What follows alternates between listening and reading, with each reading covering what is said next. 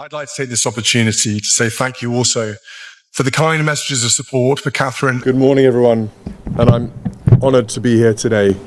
The official opening of the first permanent humanitarian memorial, a physical recognition of the courage and sacrifice. Hello everyone, and welcome back to the channel, where the echoes of royal history meet the heartbeat of modern Britain, and every announcement feels like a turning page in the grand story of the crown. Today, we step into a moment that has the nation holding its breath, a revelation that blends triumph, symbolism, and just a touch of palace intrigue. Prince William has unveiled a project so ambitious, it has united voices from every corner of the United Kingdom, drawing cheers from environmentalists to everyday families, dreaming of a greener tomorrow. But woven into this bold initiative is something even more poignant, a tribute to Princess Catherine that now stands proudly in the heart of Kensington. Palace Gardens, a living beacon of her enduring spirit, quietly eclipsing whispers of other royal honors. Before we unpack this layered story, make sure to hit that like button if you're as captivated by the royals as I am, and don't forget to subscribe so you never miss a single beat of these unfolding royal chapters.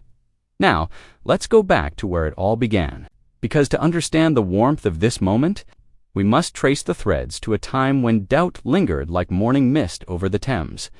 It was only a few short months ago, in the crisp air of early spring 2025, when the royal calendar seemed set for another cycle of tradition, steady but lacking spark. King Charles, ever the steward of evolution, had been championing his vision for sustainability, but the weight of his reign still carried echoes of old divisions. Prince William, however, was quietly reshaping the monarchy's future, rallying support for causes that spoke to his deepest convictions. The Earthshot Prize, his brainchild, launched back in 2021, had already evolved from a hopeful experiment into a global movement, awarding millions to innovators tackling the planet's toughest challenges. Yet, as the 5th anniversary approached, whispers began to rise in Westminster and beyond. Many wondered, was it time for something greater? Something that could etch William's legacy, not just in speeches or ceremonies, but in the very soil of Britain itself. Insiders hinted at new partnerships and expansions, plans that would bring Earthshot's global impact home, creating jobs, restoring habitats, and inspiring community-led green revolutions across the country. Weary, after years of economic strain and climate anxiety, was ready for a royal who didn't just speak of hope, but built it with his own hands. What no one expected was how deeply personal this next chapter would become. Had long been the quiet force behind much of William's drive, her own work in early childhood development and mental health blending seamlessly into his environmental mission.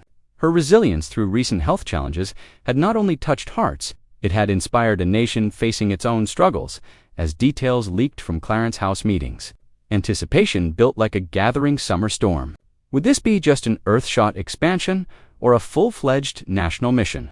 When the announcement finally arrived, it did so with the elegance of a solstice sunrise, revealing not just policy, but poetry written in stone and soil. Picture it, a sun-drenched morning in late September 2025, the kind where the leaves turn just enough gold to remind us that autumn is near. Prince William stands before a sea of cameras at a newly restored wetland in the Norfolk Broads, his voice steady, but carrying that rare spark of unfiltered passion. Today, he declares, we launched the homegrown Earthshot Initiative, a pledge to regenerate 100 community spaces across the United Kingdom by 2030, turning urban eyesores into thriving ecosystems that heal both our land and our people.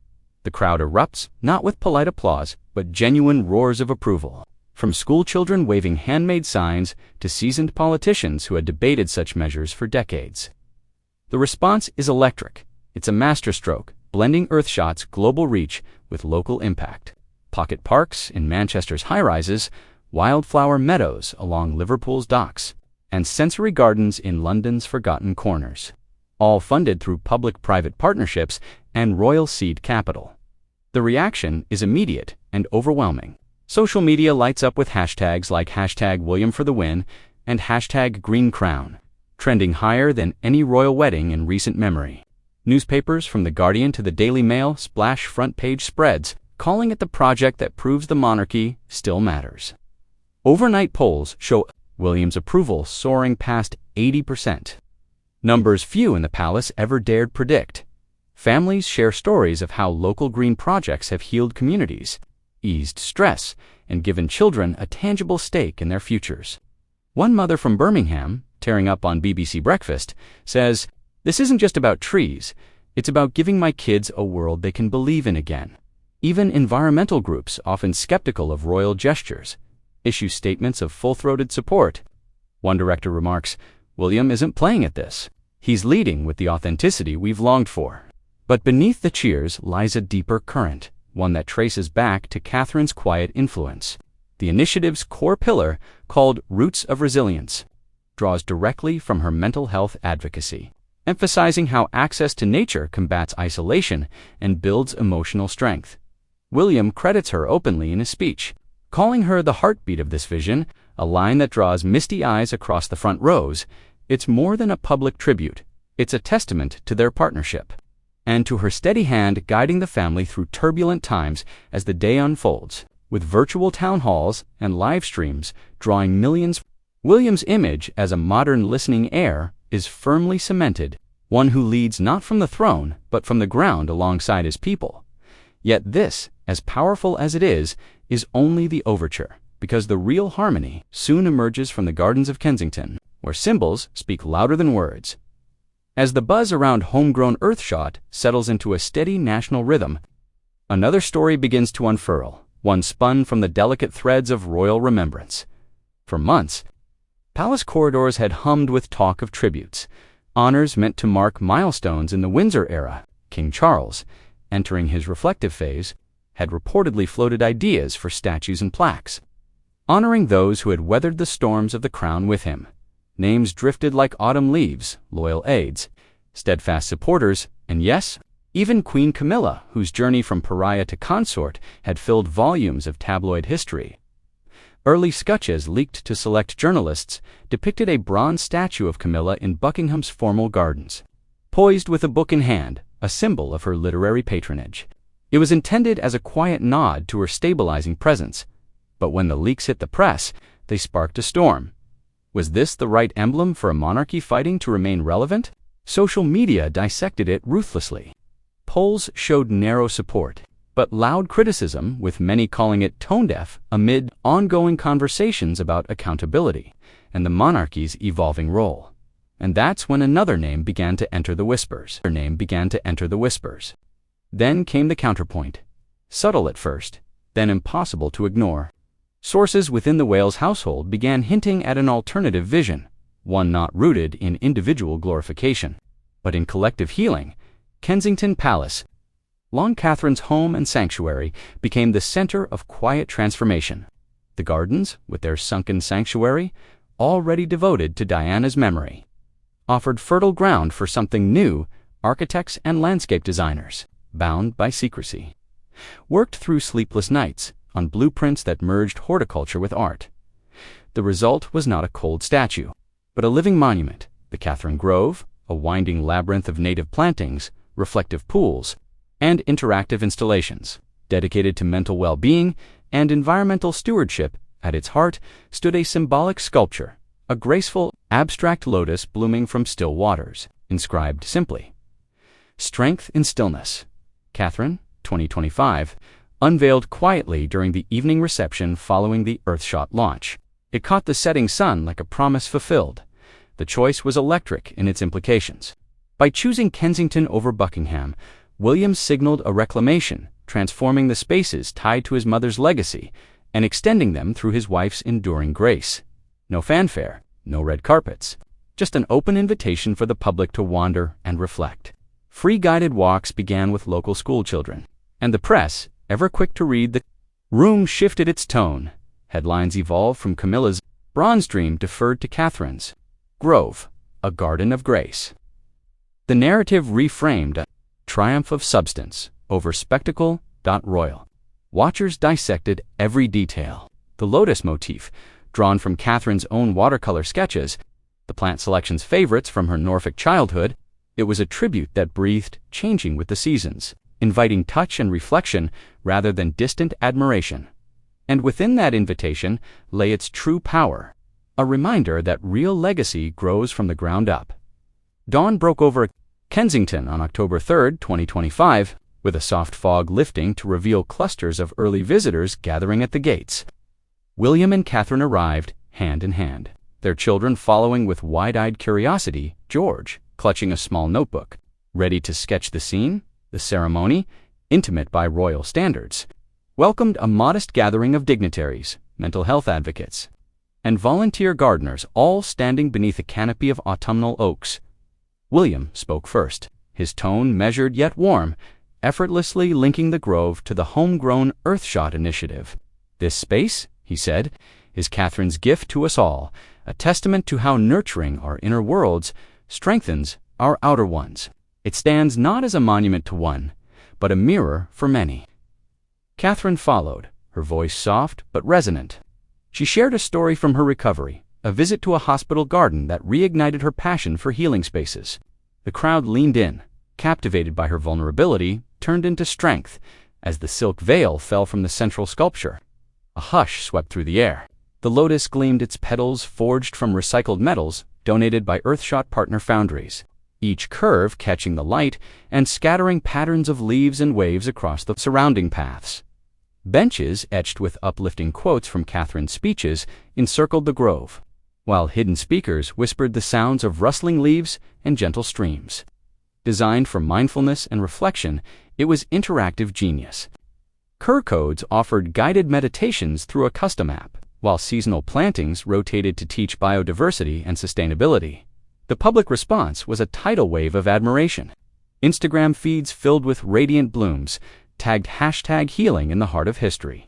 Celebrities from Emma Watson to David Attenborough praised it, the latter calling it a poetic fusion of ecology and empathy.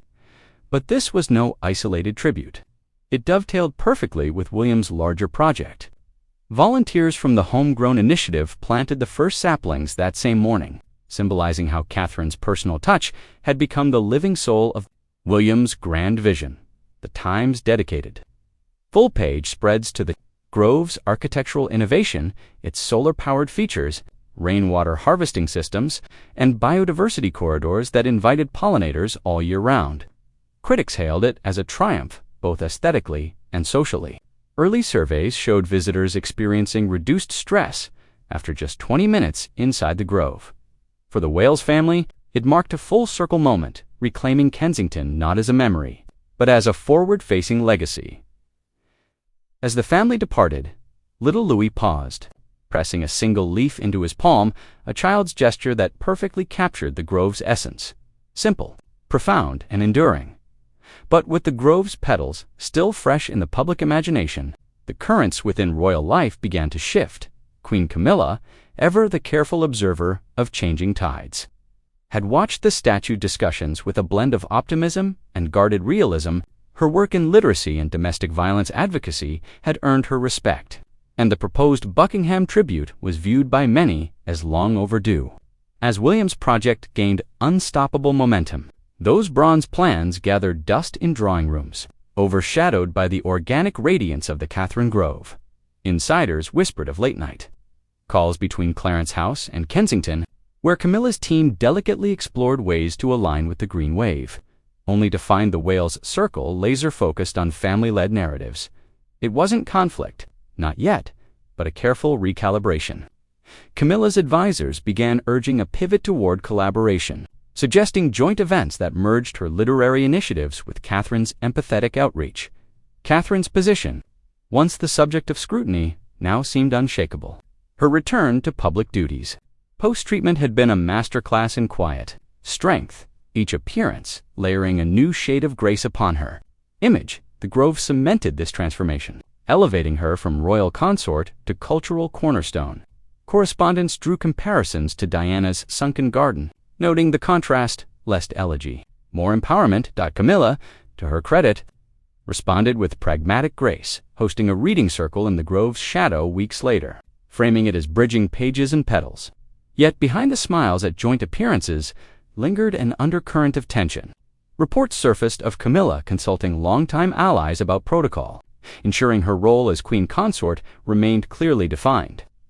Even as Catherine's influence seemed to blossom endlessly, one palace insider confided, "She respects the shift, but knows the garden's roots run deep.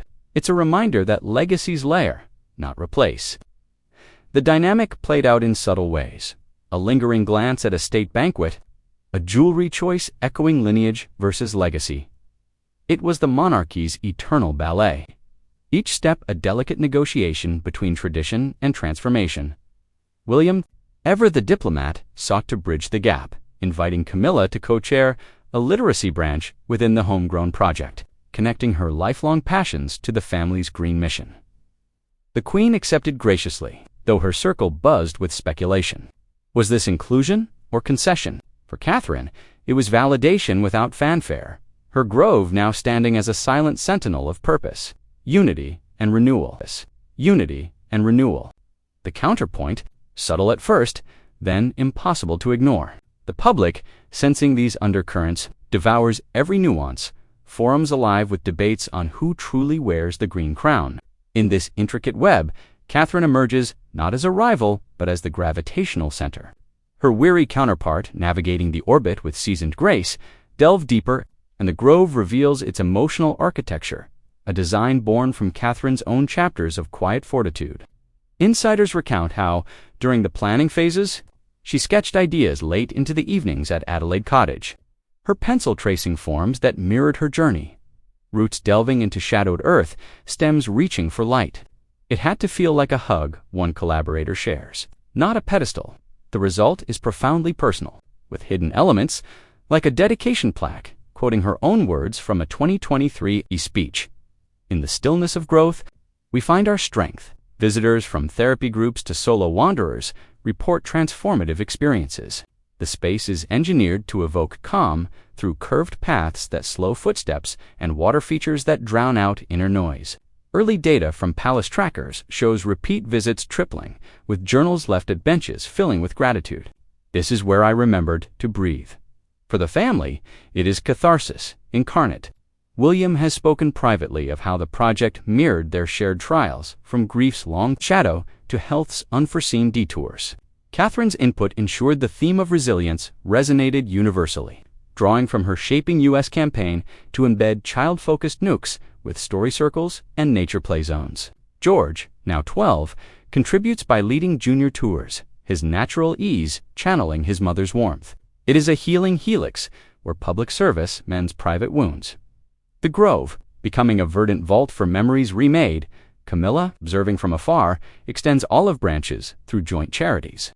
Her weariness softens into mutual respect as shared events highlight complementary strengths.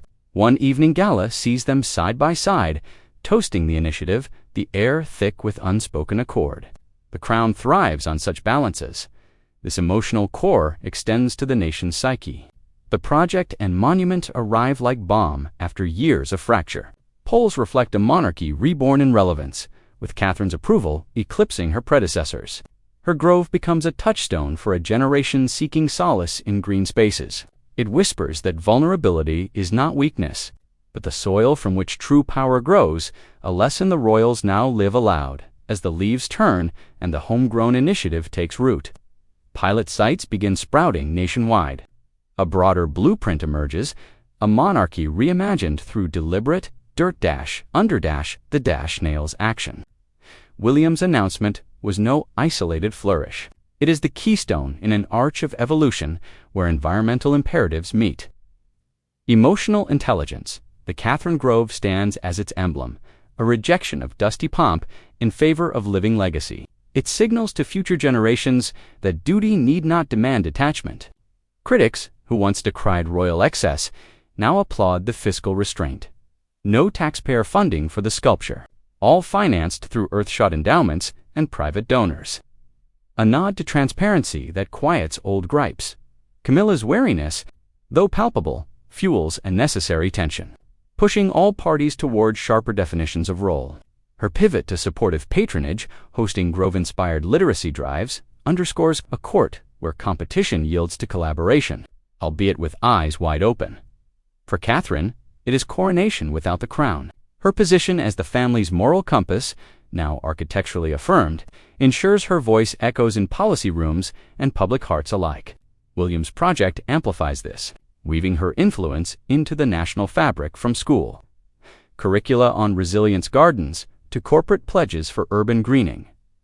The British people welcomed this duo with open arms, seeing not relics but reformers, their cheers a mandate for more. This shift ripples outward, challenging global peers to match such grounded grandeur as winter approaches. With the grove's evergreens promising year-round refuge, it stands as prophecy, a crown that bends with the wind, rooted yet reaching, where symbols like lotuses bloom eternal.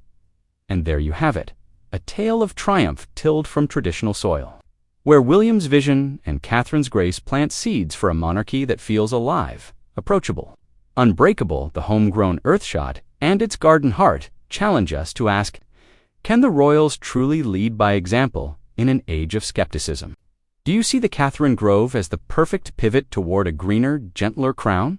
Or does it stir concerns of favoritism within the family fold? Drop your thoughts in the comments. We read every one.